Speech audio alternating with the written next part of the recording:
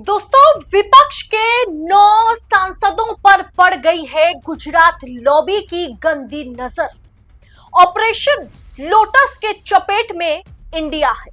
जी हां, India alliance है।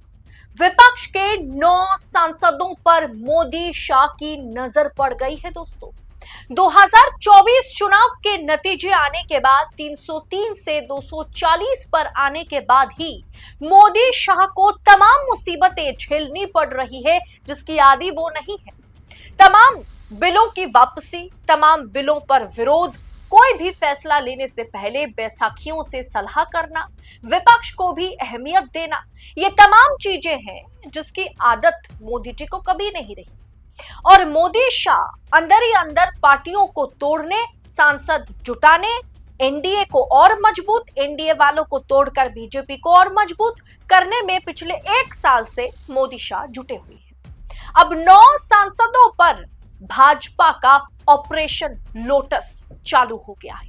पूरा मामला बताऊंगे आगे आपको, तो आखिर तक हमारे साथ बने रहिएगा।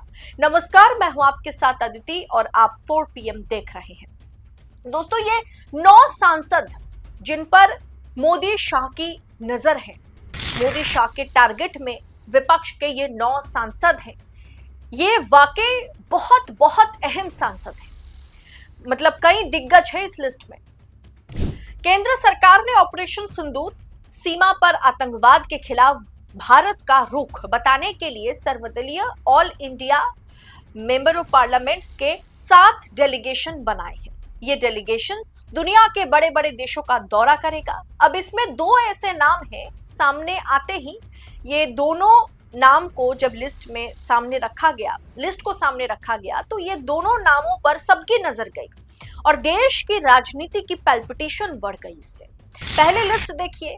पहला नाम है शशि थरूर, कांग्रेस से, रविशंकर प्रसाद बीजेपी से, संजय कुमार झा जेडीयू से। ये जेडीयू से है या बीजेपी से है मतलब पता करना मुश्किल है। ये है तो जेडीयू के सांसद, लेकिन मोदी शाह के गोद में खेलते हैं।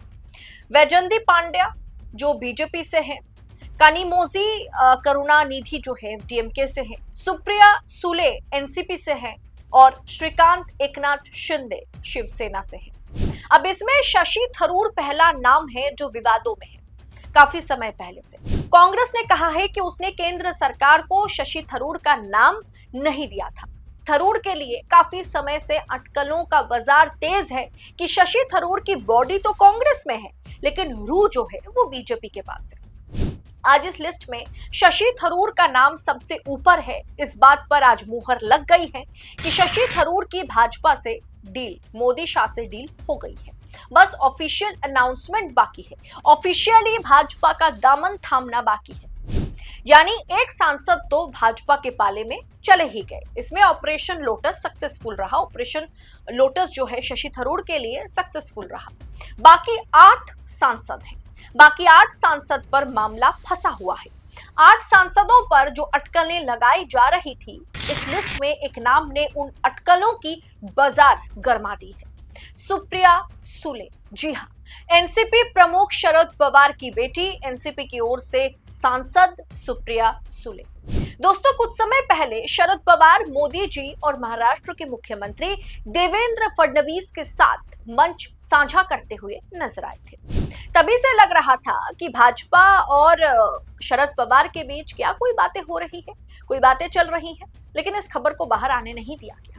और अभी से ठीक 2 दिन पहले एनसीपी प्रमुख शरद पवार और अजित पवार एक ही मंच पर नजर आए, जहां शरद पवार ने जो बातें करी, जो बयान दिया, जो कमेंट पास उन्होंने करी इस मुलाकात को लेकर के, वो बेहद चौंकाने वाली रही। शरद पवार ने कहा कि हमारी पार्टी के ऐसे बहुत से लोग हैं, एक तबका ऐसा है जो चाहते हैं कि एनसीपी 2 हिस्सों में बटी हुई अच्छी नहीं लगती, 2 हिस्सों में बटी ना रहे, दोनों में विलय हो जाए। तो क्या महाराष्ट्र में एक हो जाएंगे अजित पवार और शरद पवार?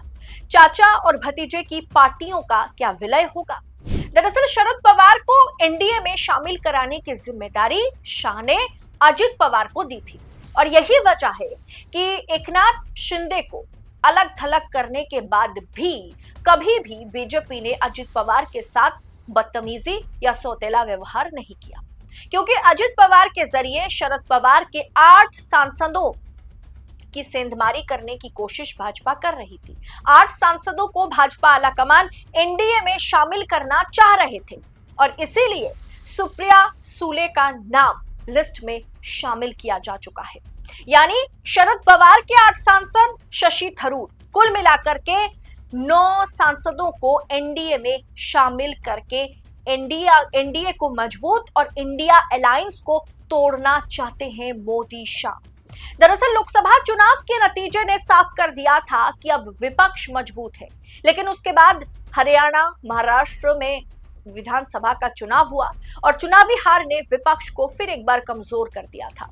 शरद पवार को भी पता है कि अगर एनडीए में शामिल हो जाते हैं तो नायडू की तरह वो भी मोदी शाह को लाल आंखें दिखाकर कुछ ना कुछ हासिल कर लेंगे। मोदी शाह के दबाव तले उन्हें काम करना नहीं पड़ेगा।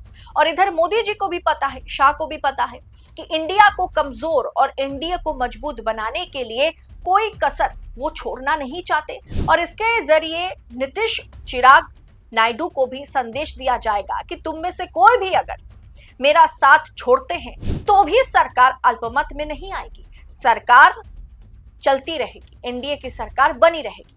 और इसीलिए क्योंकि अभी भी आपको पता है कि अगर नीतीश कुमार और नायडू अगर अपना समर्थन वापस ले ले तो सरकार अल्पमत में आ जाएगी।